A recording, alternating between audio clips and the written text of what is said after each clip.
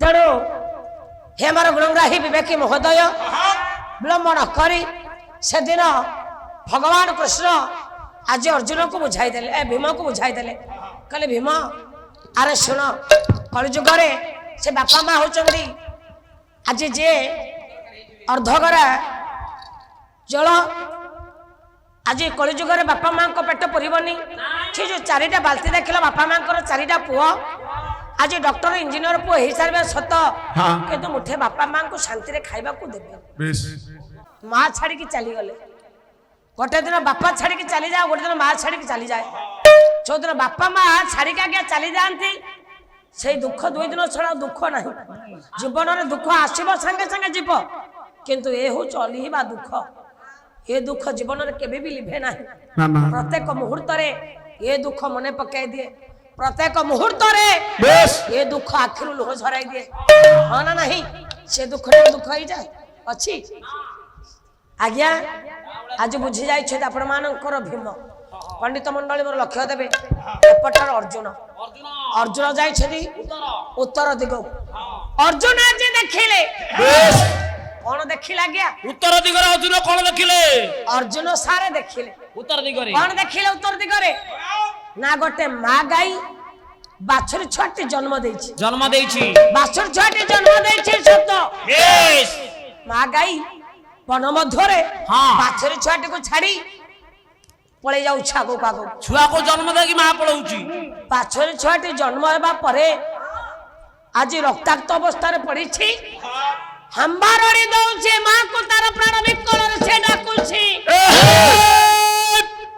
आजी माँ गाई बुली के आज पछ को चाहू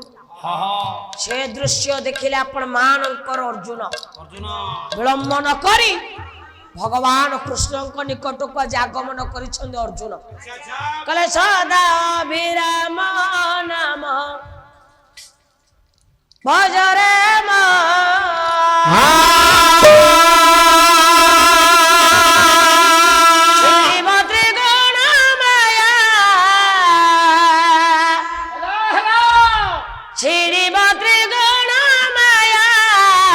बाबा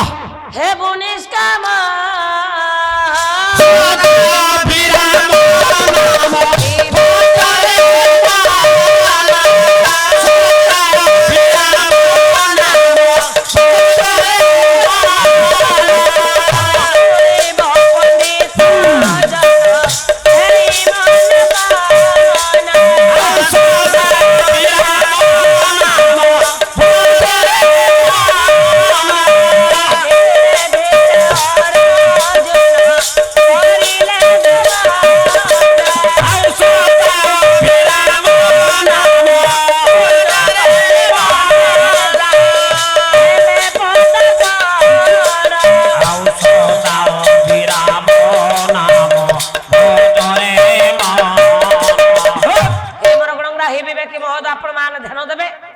पहुंची जाइछंती सेदिन जाइकी आजी के ना अर्जुन डाकिले केशव केशव भगवान कृष्ण को अर्जुन कौन है प्रभु ना केशव को आश्चर्यजनक घटना में देखी के आसले मन मध्य रे कौन देखिलो ना केशव ये की आश्चर्य कथा कहले कौन कहले मां गाइते छुआ देबा परे बाछुरी छुआटी आज हंबराड़ दे जते थर राबुछि माँ जी केबे भी पछ को चाहू नाही यार कारण कौन ही पर केशव आज भगवान कृष्ण से हसी देले डाकी देले कहले अर्जुन सखा आश्चर्य कथा किछि नुहे माने ये द्वापर शेष बेस कलिर आगमन कलि जुग रे आज माँ माने छुआ प्रति मोह माया काठाड़ी देबे छुआ प्रति स्नेह ममता से रखिबे नाही ना ना आज कलि जुग रे सेई माँ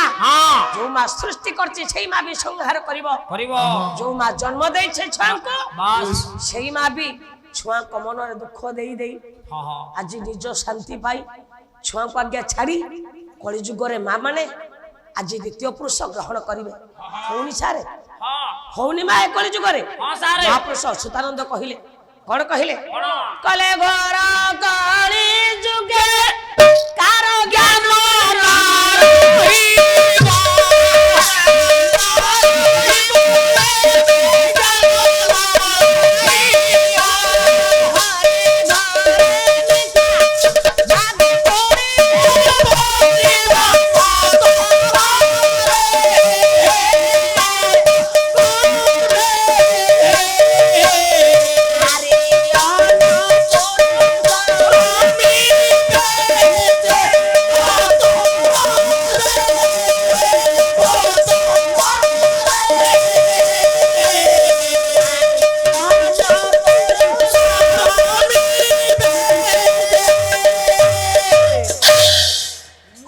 ହଉନି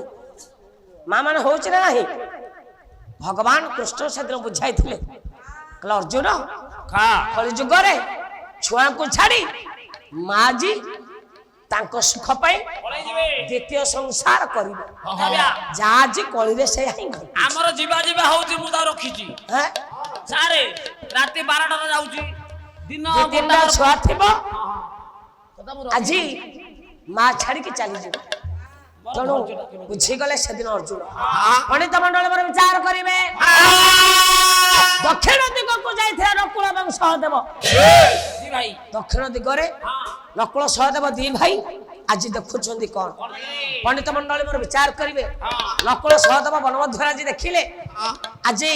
ଗୋଟେ ହାତୀଟିଏ ଚରୁছিল ମା ସେ ହାତୀର ଦୁଇଟି ଶୁଣ୍ଢ ଅଛି ହାତୀର ଦୁଇଟି ଶୁଣ୍ଢ ସେ ଆଜି ଦେଖୁଛନ୍ତି ନକୁଳ ସହଦେବ ଚମକି ପଡିଲେ ନକୁଳ ଡାକିଲେ ଭାଇ ଭାଇ ଦେଖ ଦେଖ ଭାଇ ଗୋଟେ ହାତୀର ଦୁଇଟି ଶୁଣ୍ଢ ଏ ମା ଗୋଟେ ହାତର ଦୁଇଟି ଶୁଣ୍ଢ ଭାଇ ସେ ହାତୀ କିଏ ହାତୀ କିଏ ହାତୀ କିଏ ସେ କିଏ ସେ ହାତୀ ଭାଇ ଢେଙ୍କାନାଳ ହାତୀ ଗୋଟେ ହାତୀର ଦୁଇଟି ଶୁଣ୍ଢ ହଁ ଦେଖୁଛନ୍ତି ନକୁଳ ସହଦେବ ତାହେଲେ ସେ ହାତୀ କିଏ ହାତୀ ଯୋଉ ହାତୀ ବଣର ରହ ସେ ହାତୀ ର ଭଗବାନ କୃଷ୍ଣ କହିଲେ ରେ ନକୁଳ ସହଦେବ ଆଜ୍ଞା ଇଏ ହୁଁ କଳିର ଆଗମନ ବା କଳିର ଆଗାମୀ ଭବିଷ୍ୟତ ବାଣୀ ଭବିଷ୍ୟତବାଣୀ ଇଏ ଦ୍ୱାପର ଶେଷ ବେଶ କଳି ଯୁଗରେ ବେଶ ତମେ ଯୋଉ ଦେଖିଲ ହାତୀର ଦୁଇଟି ଶୁଣ୍ଢ ହଁ ଆଜି କଳି ଯୁଗ ମଣିଷର ବେଶ ହେବ ଦୁଇଟି ମୁହଁ ଆଚ୍ଛା ଇଏ କଳି ଯୁଗର ମଣିଷ ଏବେ ଦୋମୁହାଁ ଧୁମୁଆ ତମ ପାଖରେ ଥିଲା ବେଳେ ତମ ପ୍ରଶଂସା କରିବେ ବେଶ ତମ ପାଖରୁ ଆସି ସାରିବା ପରେ ଆଜି ମୋ ପାଖରେ ପହଞ୍ଚି ତମର ପରି ନିନ୍ଦା କରିବେ ସେ ମଣିଷ ତମ ନିନ୍ଦାଟା ଆଗର କରିବେ ତମ ପାଖରେ ତମ ପ୍ରଶଂସା ହଁ ତମ ପାଖରୁ ଉଠି ଗଲେ ତମ ନିନ୍ଦା ସେ ଆଗେ କରିବେ ଆଗେ କରିବେ ହଁ ନା ନାହିଁ ଦିଟା ମୁହଁ ମଣିଷ ରହିଯିବ କଳି ଯୁଗରେ ଆଜ୍ଞା ଏ ମଣିଷ ଦୋ ମୁହଁ ନୁହେଁ ହଁ ଯୁଆଡେ ବର୍ଷା ସିଆଡେ ଏ ଛତା। ମଣିଷ ସିଆଡେ ଦବ ଛତା ଛତା ନାଇଁ ବାବୁ